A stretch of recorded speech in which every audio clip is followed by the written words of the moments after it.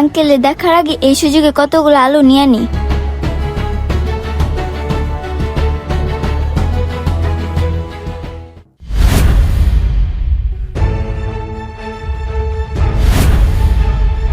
আরে কি ব্যাপার, দেখে তো মনে হচ্ছে মেয়েটা বস্তা থেকে আলু চুরি করতেছে। এই যে লতর চাউল। আঙ্কেল, আমি না টাকাটা খুঁজে পাইতাছি না, মনে হয় রাস্তায় পইরা গেছে। চাউল রাইখা দেন আপনি, আমি পরাইসে নিয়ে যাবো। সকাল সকাল দিলি তো মেজাজটা খারাপ কইরা। কোত্থেকে যে আসিস তোরা বুঝি না। আচ্ছা ঠিক আছে, যা। শুধু শুধু আমার হাতের কষ্ট করাইলো। তা হায় হায়, মেয়েটা দোকানদার আলু চুরি করে ভাগতেছে। যে করে হোক মেয়েটার পিছনে পিছনে যায়, মেয়েটাকে ধরতে হবে। যাক, ভালো হইছে আঙ্কেলে দেখে নাই। আমি এখন আলুগুলো বাসায় নিয়ে ভর্তা করে আমার আব্বুরে দুগা ভাত খাইতে পারবো।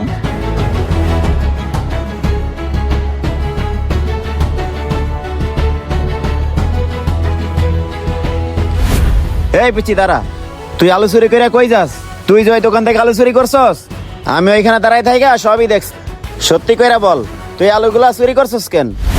ভাইয়া, আমারে কিছু বললেন না, আমি আলুগুলা ইচ্ছে করে চুরি করি নাই।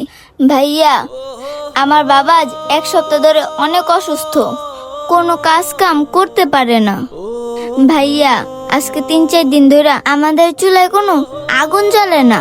ঘরে চাউল আছে, কিন্তু রান্না করে যে ভাত খামো কোনো তরকারি নাই। ভাইয়া, তাই তো আমি বাধ্য হইয়া এই আলুগুলা চুরি করে আনছি, যাতে একটু ভর্তা করে দুগা ভাত খাওয়াইতে পারি। আচ্ছা ঠিক আছে, তোর কথা যদি সত্যি হয় তাহলে তোকে কিছু বলবো না। ঠিক আছে চল, তোর আব্বু অসুস্থ কিনা আমি দেখতে চাই। আয় আমার সাথে।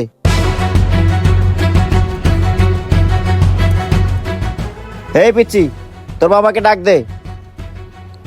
বাবা, ও বাবা, বাহিরে আসো। কিরে মা সোহানা, তুই আইসস? হ বাবা, আমি আসছি। মা সোহানা, উনি কেডা? ওনার তো চিনলাম না। আঙ্কেল, আপনি আমাকে না চেনারই কথা। ওই যে গলিতে একটা মুদি দোকান আছে না, ওই দোকান থেকে আপনার মেয়ে আলুগুলো চুরি করছে। এটা আমি ওইখানে দাঁড়ায় থেকে দেখছি, তাই তো আপনার মেয়েকে ধরতে আসছি। ওকে ধরার পরে ও বলতেছে আপনি নাকি 1 সপ্তাহ যাবত অসুস্থ। আপনাদের ঘরে নাকি চাল আছে, রান্না করে খাওয়ার মতো কোনো বাজার সদাই নেই। পরে আমি ওকে বললাম ঠিক আছে, যদি তোর কথা সত্যি হয় তাহলে তোকে কিছু বলবো না। এখন আইসা দেখলাম সত্যি আপনি অসুস্থ। আর আঙ্কেল, কি হয়েছে আপনার যদি একটু বলতেন। বাবা, আমি একটা রিক্সা চালাইতাম, হঠাৎ করে অ্যাক্সিডেন্ট করে বাম পায়ে ব্যথা পাইছি। 1 সপ্তাহ ধরে বিছনায় পড়ে আছি, আমি কোনো কাজ কাম করতে পারি না। জানো বাবা, আজ 3 দিন ধরে ঘরে কোনো বাজার নাই। 3 দিন ধরে আমরা না খাই আছি।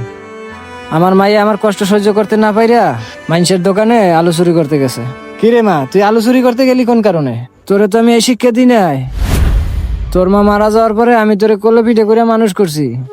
তোরে আমি কইছি না, আমাকে সংসারে যতই কষ্ট আসুক সবসময় সততা নিয়ে থাকবি, কারো কোনো হক নষ্ট করবি না। এখন বল, তোরে না করা সত্ত্বেও তুই এই কাজটা কেন করলি? বাবা, আমি তোমার কষ্ট সহ্য করতে পারি নাই, তাই তো বাধ্য হয়ে এই আলুগুলা চুরি করছি, যাতে তোমাকে একবেলা হলেও একটু খাওয়াতে পারি। বাবা, তুমি আমারে মাফ করে দাও, আমি তোমার কথা দিতেছি, আমি আর কখনো চুরি করব না। আঙ্কেল থাক, ওরা আর কিছু বললেন না। ও হয়তো আপনার কষ্ট সহ্য করতে না পাইরা এই কাজটা করছে। ও তো ছোট মানুষ, ওর এবার কি করার ছিল।